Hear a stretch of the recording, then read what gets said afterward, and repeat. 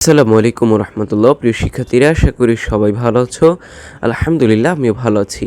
তোমাদের সকলকে স্বাগত জানাচ্ছি উইজডম চ্যানেলের আরেকটি নতুন ভিডিওতে।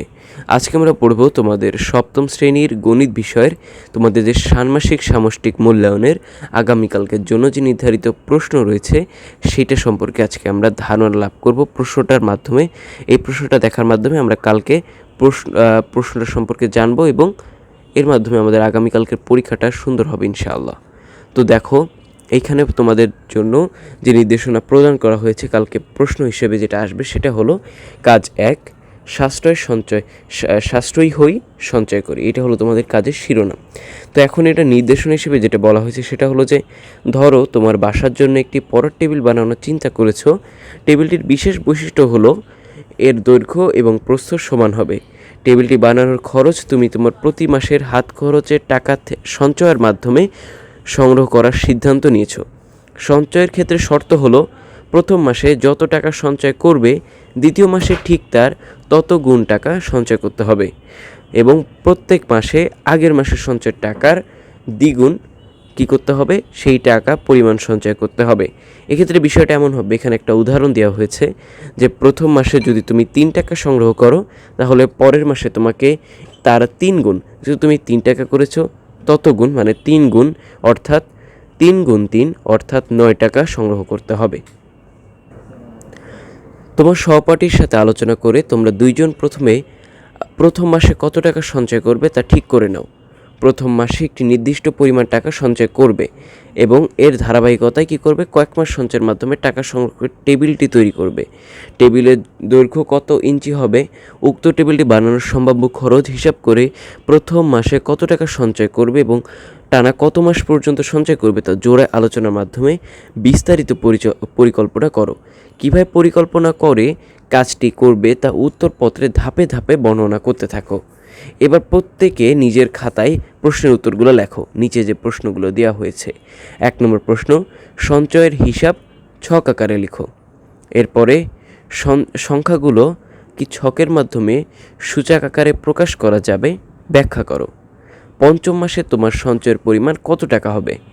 তোমার পরিকল্পনা অনুযায়ী টেবিলটি তৈরিতে কত মাস সময় ধরে সঞ্চয়ের প্রয়োজন হতে হবে। ঠিক আছে, তো এই 4টা প্রশ্ন আমরা খুব সহজেই বুঝে নিতে পারবো।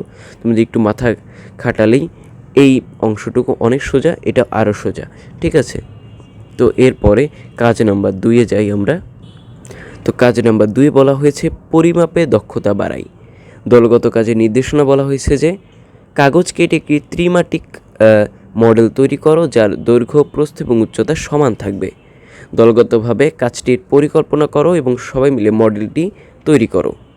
দলের মাধ্যমে তোমরা এটা আগে পরিকল্পনা করবা কোন আকৃতির বা কিভাবে করবা, কোনভাবে কাগজ কেটে কীভাবে ভাঁজে দিলে জিনিসটা একদম পারফেক্ট হবে, সেভাবে তোমরা আগে একটা পরিকল্পনা করবা। তারপরে তোমরা সবাই মিলে মডেলটা তৈরি করা শুরু করবা। এবার প্রত্যেকে নিজের খাতায় নিচের প্রশ্নগুলোর উত্তর লিখে রাখো। 1 নম্বর হলো তৈরিকৃত মডেলটি কী ধরনের জ্যামিতিক আকৃতির চিহ্ন। তৈরিকৃত মডেলটির আয়তন এবং এর তলের ক্ষেত্রফল নির্ণয় করো। তৈরিকৃত মডেলটির সম্পূর্ণ তলের ক্ষেত্রফল নির্ণয় করা সম্ভব কিনা উত্তরের সাপেক্ষে যুক্তি দাও। ঠিক আছে, এখানে আরেকটা রয়েছে, দেখো কাজ 4 নম্বর পয়েন্টে যে কাজ 1-এর মধ্যে একটা অংশ যে সাশ্রয়ী হই সঞ্চয় করি এ উল্লেখিত টেবিলটির একটি পৃষ্ঠের ক্ষেত্রফল এবং তৈরিকৃত মডেলটির একটি পৃষ্ঠের ক্ষেত্রফলের অনুপাত কত হবে। ঠিক আছে, মানে তোমরা যে মডেলটা তৈরি করেছো এবং টেবিলটার যে ক্ষেত্রফল এবং মডেলটার যে ক্ষেত্রফল, এই দুটো মিলিয়ে অনুপাতটা কত হবে সেটা তোমাদের এখানে লিখতে হবে। আর এরপরে আরেকটা কাজে দিয়েছে, সেটা হলো যে এই উল্লেখিত টেবিলটির সমগ্র পৃষ্ঠতলের ক্ষেত্রফলের সাপেক্ষে তৈরিকৃত মডেলটির সমগ্র তলের ক্ষেত্রফলের শতকরা প্রকাশ করো। এরপরে চলে যাচ্ছি আমরা কাজ নাম্বার 3-এ, যেখানে বলা হয়েছে গাণিতিক সূত্র যাচাই করে দেখি।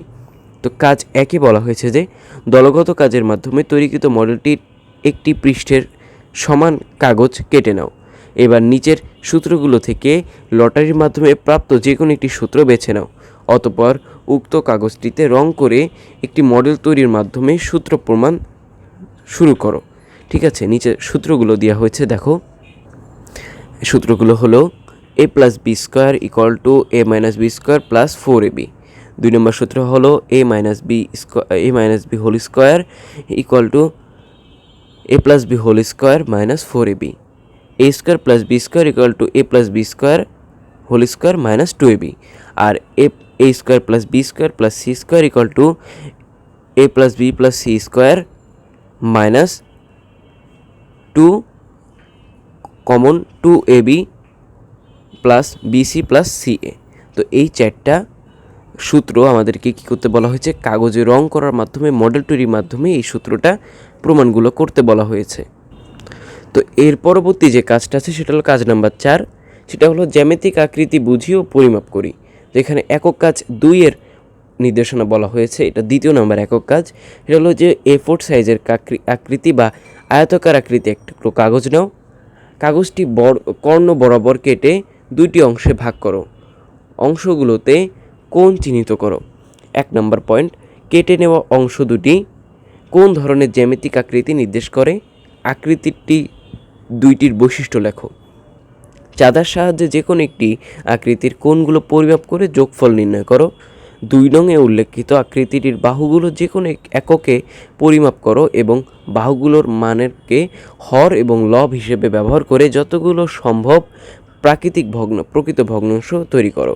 আর 4 নম্বর বলা হয়েছে 3 নংয়ে প্রাপ্ত প্রত্যেকটি প্রকৃত ভগ্নাংশের 3টি করে গুণিতক নির্ণয় করো। যে কয়টা তোমরা তৈরি করবে সে কয়টা তোমাদেরকে এখানে 3টি করে গুণিতক নির্ণয় করতে বলা হয়েছে। ঠিক আছে, তো প্রিয় শিক্ষার্থীরা, এই ছিল তোমাদের ষান্মাসিক সামষ্টিক মূল্যায়ন বিষয় গণিত 7ম শ্রেণীর তোমাদের আগামীকালকের প্রশ্ন। তো তোমরা এটা দেখে নিলে, তো আশা করি তোমরা বুঝতে পেরেছো।